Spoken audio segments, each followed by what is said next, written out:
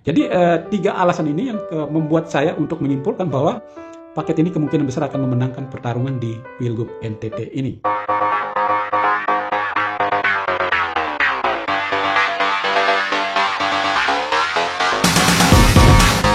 Halo saudara sekalian dimanapun Anda berada, salam jumpa kembali di channel Floba Morata TV.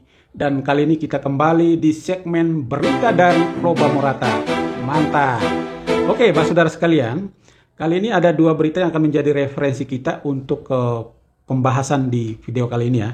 Yang pertama adalah berita yang ditulis oleh Timex Kupang pada 24 Agustus 2024. Judul beritanya adalah Survei Indikator Politik Rakyat Menilai Ansi Lema Lebih Jujur, Tegas, dan Mampu Pimpin NTT ya.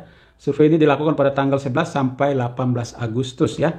Citra personal bakal calon gubernur NTT Yohanis Ansi Lema jauh lebih positif dibandingkan dengan dua kandidat lainnya, yaitu Melki Lakalena dan Simeon Petrus Kamlasi. 5 kriteria karakter personal yang ditanyakan kepada konstituen atau kepada masyarakat adalah yang pertama, perhatian pada rakyat ya. Kemudian yang kedua adalah jujur, bisa dipercaya, dan yang ketiga adalah bersih dari korupsi. Yang keempat, tegas dan berwibawa, dan yang kelima adalah mampu pimpin NTT.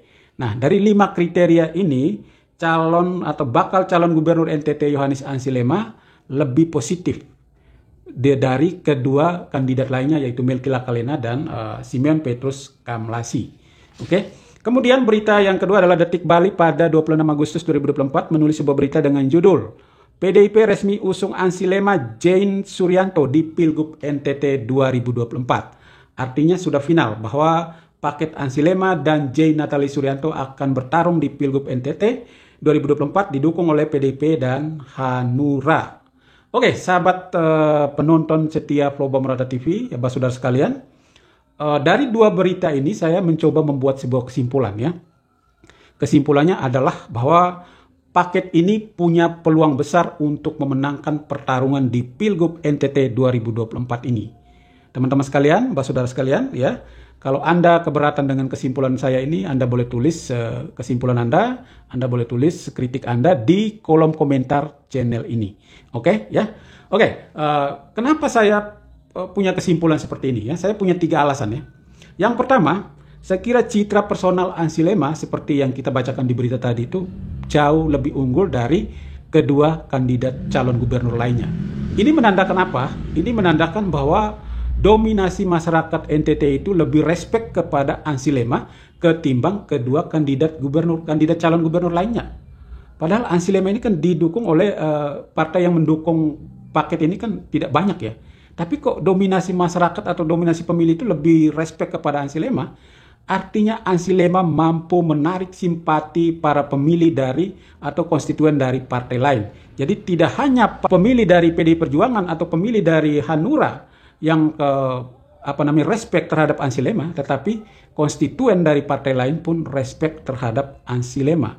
Jadi hasil ini mau menunjukkan bahwa pemilih NTT itu cair gitu ya. Jadi mereka tidak terikat atau terpaku pada partai tertentu ya, tetapi mereka cair. Mereka mampu melihat, mereka mampu menilai kandidat mana yang punya kualitas, kandidat mana yang punya rekam jejak bagus, kandidat mana yang kira-kira cocok dengan keinginan mereka atau cocok dengan harapan mereka untuk perbaikan NTT ke 5 tahun ke depan. Kira-kira begitu ya.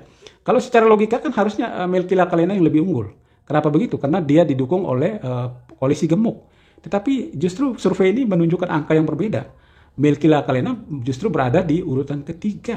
Ansi Lema berada di urutan pertama gitu ya. Jadi saya kira politik di lapisan masyarakat bawah itu cair gitu ya. Mereka tidak terpaku pada partai ya, terpaku pada tokoh tertentu, tapi mereka melihat figur atau mereka menilai kualitas dari calon tertentu. Kira-kira begitu ya. Oke, itu yang pertama. Kemudian alasan yang kedua adalah mesin partai di paket Ansi Lema Jane ini menurut saya sangat komplit dan mereka akan bekerja 100% untuk memenangkan paket ini. Kemudian yang ketiga, alasan yang ketiga adalah calon wakil gubernur yang potensial ya. Jane Natali Suryanto ini kan bukan kelahiran NTT dan juga bukan penduduk warga asli NTT. ya.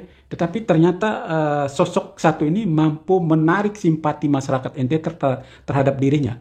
Kenapa begitu?